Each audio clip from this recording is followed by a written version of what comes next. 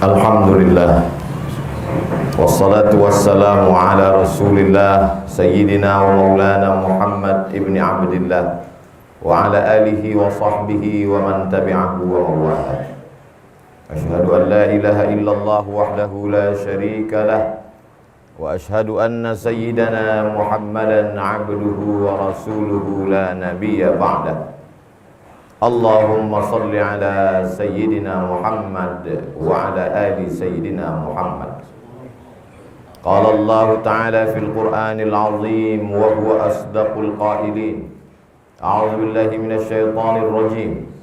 Ya ayyuhalladzina amanu taqullaha haqqa tuqatih wa la tamutunna illa wa antum muslimun. Wa qala ta'ala fi ayatin ukhra. Ya ayyuhalladzina amanu taqullaha wa qulu qawlan sadida yuslih lakum a'malakum wa yaghfir lakum dhunubakum wa man yuti'illaha wa rasulahu faqad faza fawzan 'azima. Ibadallah, usikum wa nafsi bitaqwallahi wa ta'atihi faqad faza al-muttaqun. Hadirin jamaah Jumat yang dimuliakan Allah Subhanahu wa ta'ala.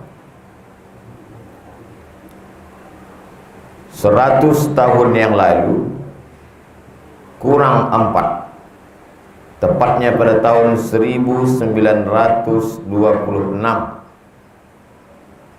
tanah ini dipilih oleh Allah Subhanahu wa ta'ala menjadi tempat yang paling mulia.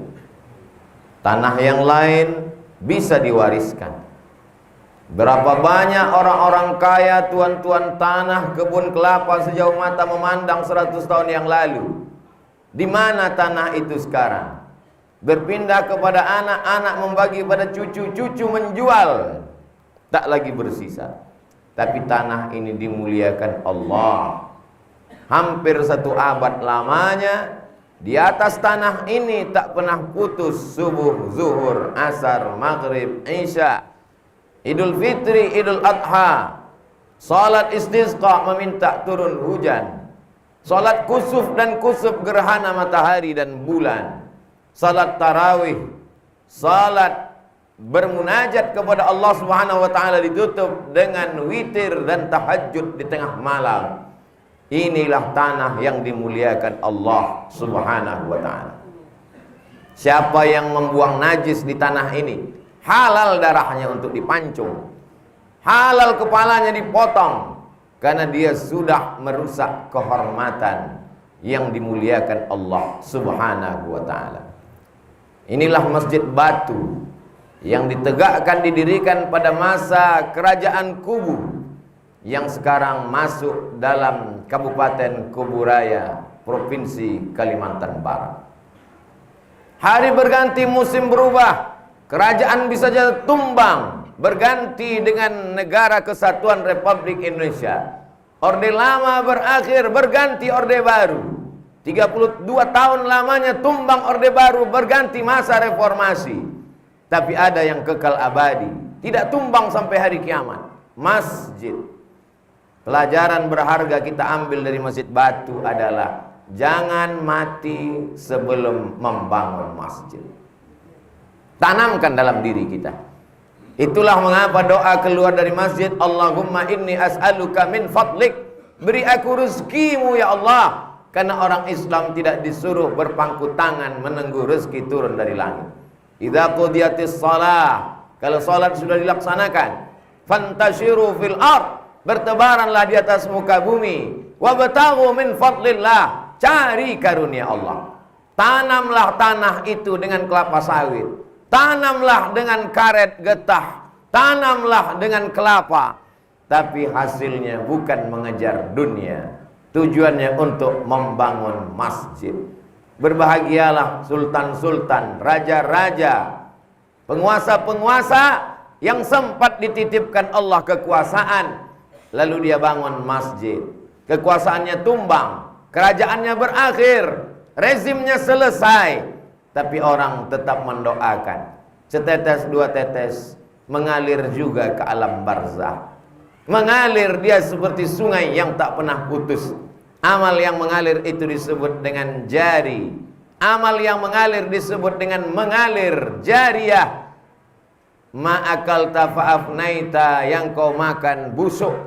Wa malabista fa'ablaita, yang kau pakai lapuk. Wa matasaddaqta, tanah yang kau wakafkan. Semen, batu, kerikil, kayu, atap, kubah, mimbar, mihrab, semua akan tetap mengalir sampai pada hari kiamat. Idza matal insan, kalau manusia mati, inqata'a amaluhu, amalnya putus, illa min salasin, kecuali 3. Di antara yang 3 adalah shadaqatun jariyah. Kalau sempat dia berilmu, ilmun yuntafa'u bih. Kalau ada anak keturunannya, waladun salihun yad'u lah. Kalau belum sempat membangun masjid, pesankan ke anak-anak, kau mesti kaya, kau mesti berkuasa, kau mesti membangun masjid. Kalau masjid sudah ada terbangun, perlu dibantu direhab, maka sesungguhnya Utsman bin Affan juga merehab pembangunan Masjid Nabawi. Ketika Masjid Nabawi direhab, bagaimana dengan pondasinya, bagaimana dengan dindingnya, bagaimana dengan tiang-tiangnya, bagaimana dengan atapnya? Sebagian mereka tidak setuju dengan renovasi. Utsman bin Affan membacakan hadis, man bana masjidan banallah mithlahu baitan fil jannah. Siapa yang membangun masjid, sudah dibangunkan untuknya satu tempat di surga. Jadi jangan risau kalau ada renovasi masjid, batu-batunya, kayu-kayunya dikembalikan lagi untuk masjid, karena tidak boleh dibawa ke tempat lain. Andai terpaksa juga terbengkalai, tidak bisa dipakai, mesti terjual, uangnya mesti kembali ke pembangunan masjid. Karena wakaf artinya terhenti, dia tidak boleh dialihkan kepada yang lain. Terhenti dari penggunaan manfaat manusia, dialihkan hanya milik Allah subhanahu wa ta'ala. Itu bedanya dengan infak.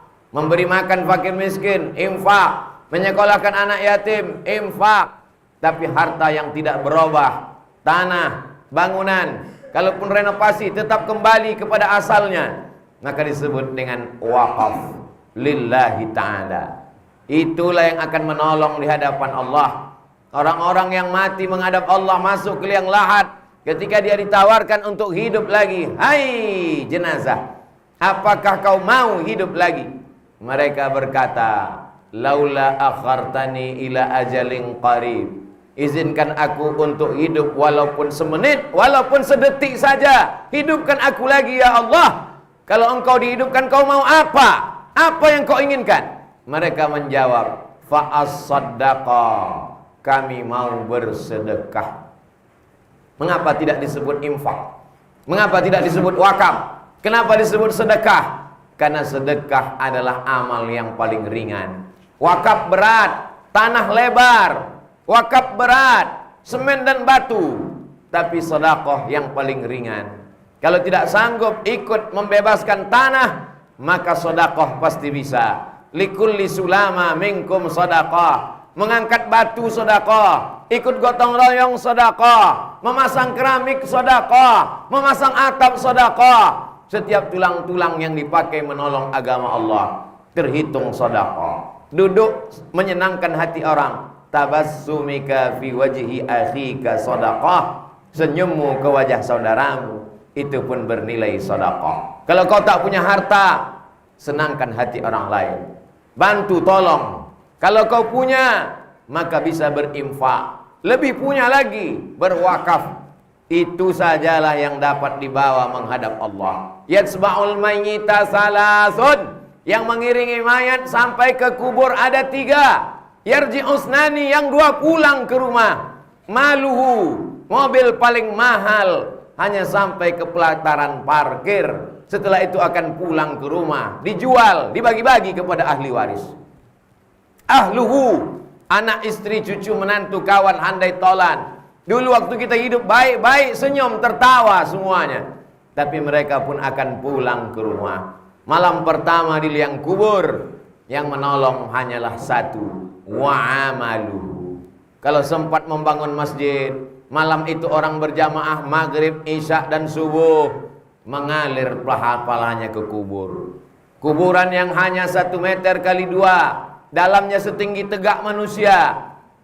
Lapanglah alam barzah. Itulah harapan.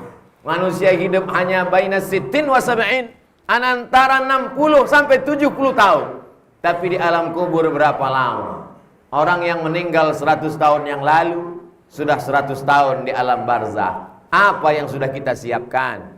Apa yang sudah kita persiapkan? Dibangun rumah yang besar dengan kamar yang hebat, yang mewah, yang cantik, semua tamu berdecak kagum. Tapi pada akhirnya ketika kita mati, kita hanyalah setumpuk daging busuk yang hanya akan menjadi santapan cacing tanah. Kita yang mencarikan tanahnya, kita yang mencari arsitek terbaik, kita yang mencari tukang-tukang pemborong yang bagus untuk membangunkan rumah. Tapi sampai masanya kita mati, sejengkal pun tak ada tempat untuk kita di rumah itu.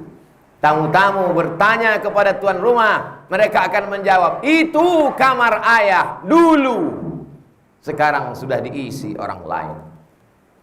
Mereka lambat laun tidak sabar menempati rumah yang besar. Anak-anak cucu menantu ingin berbagi harta warisan. Meleleh air mata mereka melepaskan rumah yang penuh sejarah. Mau tak mau, suka tak suka, rumah ditinggalkan, ditempati orang lain. Hari berganti, zaman berubah. Setiap zaman ada orangnya, setiap orang ada zamannya. Setiap masa ada tokohnya, setiap tokoh ada masanya. Yang kekal abadi hanyalah masjid. Tumpangkanlah tuah kepada masjid. Kalau ingin kekal abadi, bangunlah masjid. Apa yang dicari jauh-jauh datang ke Pulau Sumatera, singgah sebentar ke Pontianak, lanjutkan perjalanan laut, sampailah ke kampung, desa. Apa yang dicari kemari? Ingin melihat napak tilas sejarah Tuan Guru Syekh Ismail Mundu bin Daeng Abdul Karim. Ada apa dengan beliau? Sekolah sampai ke Makkah Al-Mukarramah, belajar akidah, fikih, tafsir, tasawuf di Masjidil Haram. Padahal kalau dia mau hidup senang, tenang, kenyang, lenang, cukup tinggal di Makkah. Tapi dia tidak begitu. Dia kembali ke kampung halamannya untuk membawa risalah Islam. Pulang ke kerajaan Kubu, diangkat sebagai mufti. Sultan mengurus kenegaraan. Sultan tahu diri, tak mengerti agama.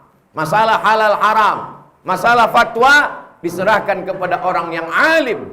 Dan orang alim itu bernama Tuan Guru Syekh Ismail Mundu. Lalu kemudian dia memutuskan segala perkara yang dibebankan di pundaknya dengan amanah. Pada akhirnya umur yang dititipkan Allah berakhir. Tuan Guru pun menghadap Allah Subhanahu wa ta'ala. Apa yang terjadi hari ini? Jauh-jauh orang datang dari Jakarta, jauh-jauh datang dari Malang, jauh-jauh datang dari Sumatera, hanya untuk membacakan Al-Fatihah, Qul huwallah 3 kali, Qul a'udzu bil falaq dan Qul a'udzu birabbin nas. Pangkal Al-Baqarah, ayat kursi dan ujung Al-Baqarah. Ditutup dengan tahlil la ilaha illallah. Sampaikanlah pahala bacaan kami kepada almarhum Tuan Guru Syekh Ismail Mundu bin Daeng Abdul Karim beserta istri, keluarga beliau. Didoakan orang walaupun kita sudah lama menghadap Allah. Begitulah kalau menjadi orang baik. Apa pelajaran yang kita ambil dapat dari kehidupan almarhum? Sekolahkan anak sekolah agama. Mana arsitek-arsitek hebat di masa silam? Tenggelam. Mana orang-orang kaya di masa lalu? Hilang. Tapi Tuan Guru Syekh Ismail Mundu sampai hari ini kuburnya didatangi orang, dibacakan Al-Fatihah, mengalir. Sekolahkan anak sekolah agama.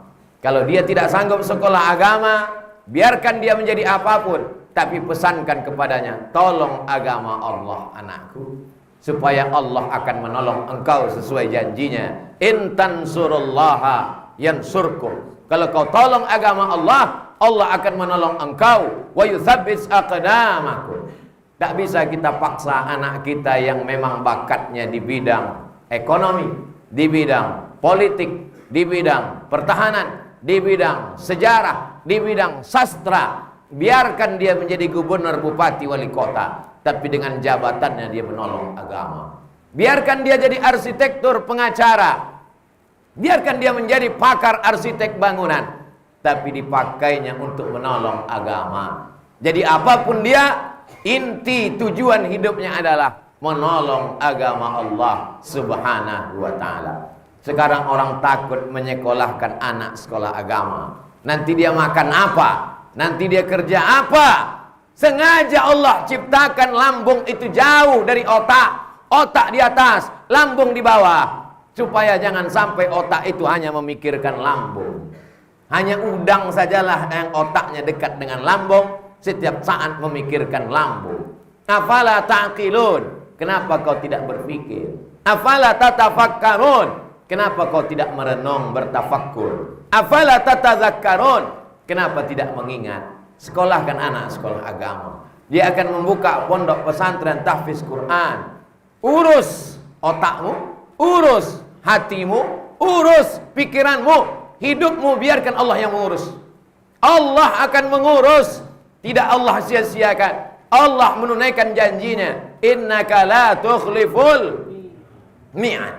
Ditelan ikan dalam 3 kegelapan. Gelap laut, gelap perut ikan, gelap malam. 3 kegelapan, kata manusia takkan selamat. Dia serahkan kepada Allah. La ilaha illa anta subhanaka inni kuntu minaz zalimin. Ikan memuntahkan ke tepi pantai. Lapar bermalam-malam dalam perut ikan. Ditumbuhkan Allah pohon labu, makan dari buah labu. Dokter sekarang menyarankan orang yang lama sakit di rumah sakit, makanan terbaik adalah labu. Itu yang dialami oleh Nabi Yunus alaihissalam. Terombang-ambing di sungai Nil, semua takut akan dimakan oleh kuda Nil, akan diterkam oleh buaya yang sangat ganas. Tapi kemudian skenario Allah begitu indah. Ada seorang perempuan merindukan seorang anak, bertahun-tahun menikah tak ada anak, mandi di tepi sungai Nil, dayang-dayang melihat ada kotak kayu. Lalu kemudian mereka menarik kotak kayu, ternyata dalam kotak kayu sesosok bayi.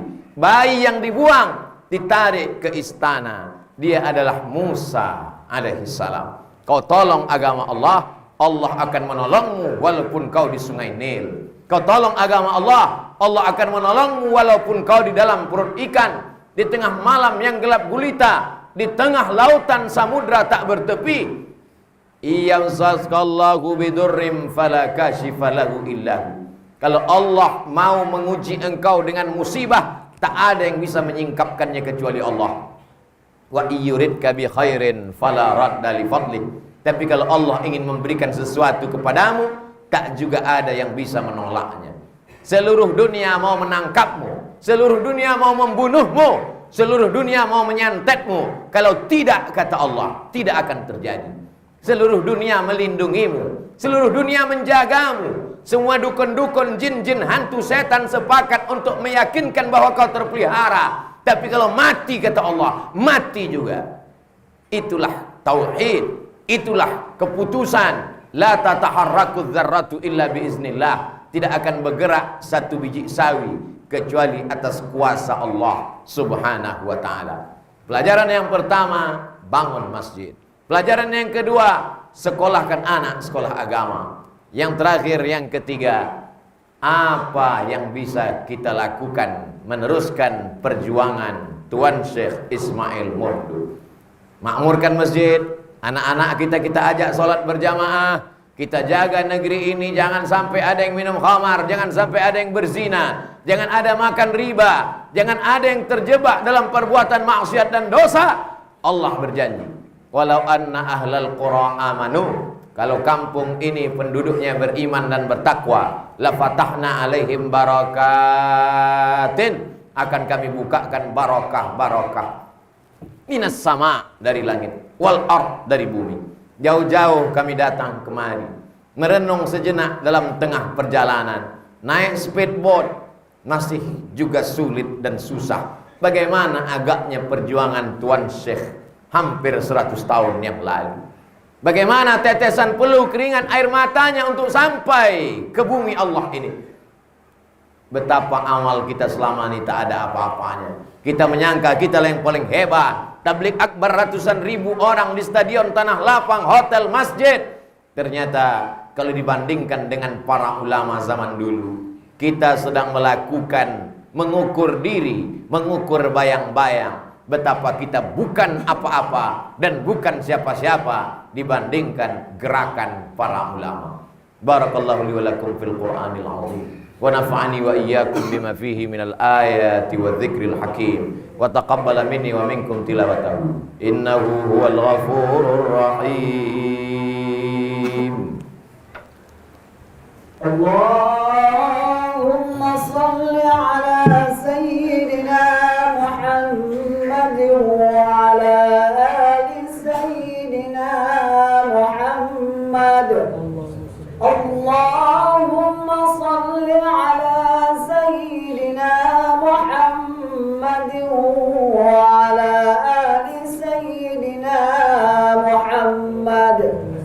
Allahumma salli ala sayyidina Muhammad wa ala ali sayyidina Muhammad.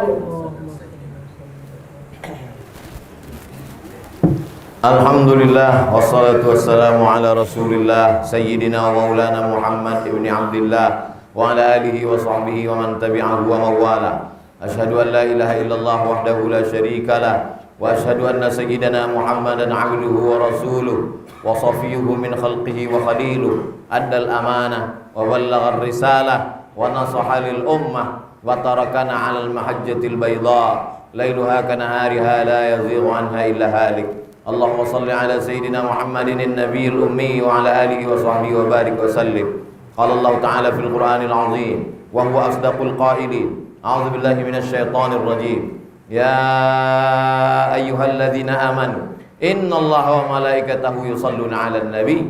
Ya ayyuhalladzina amanu sallu 'alaihi wa sallimu taslima. Allahumma ighfir lil muslimina wal muslimat wal mu'minina wal mu'minat al ahya'i minhum wal amwat bi rahmatika ya arhamar rahimin. Allahumma a'izzal islam wal muslimin wa khudhulil kafarata wal musyrikin wa dammir a'da'aka a'da'ad din. Allahumma ansur ikhwanana al mujahidin al mustad'afina fi Falastin wa fi Rohingya wa fi kulli makan min masyariqil ardi ila magharibiha.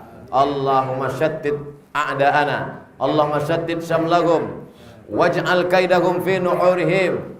Allahumma ansurna fa innaka khairun nasirin warhamna wa anta arhamur rahimin waghfir lana wa antal ghafurur rahim. Ibadallah, usikum wa nafsi bi taqwallahi wa ta'atihi faqad fazal muttaqun. Innallaha ya'muru bil 'adli wal ihsan wa ita'i dzil qurba wa yanha 'anil fahsya'i wal munkari wal baghi ya'idzukum la'allakum tadhakkarun. Fadhkurullaha al-'azima yadhkurkum was'aluhu min fadlihi yu'tikum wa ladhikrullahi akbar wallahu ya'lamu ma tasna'un.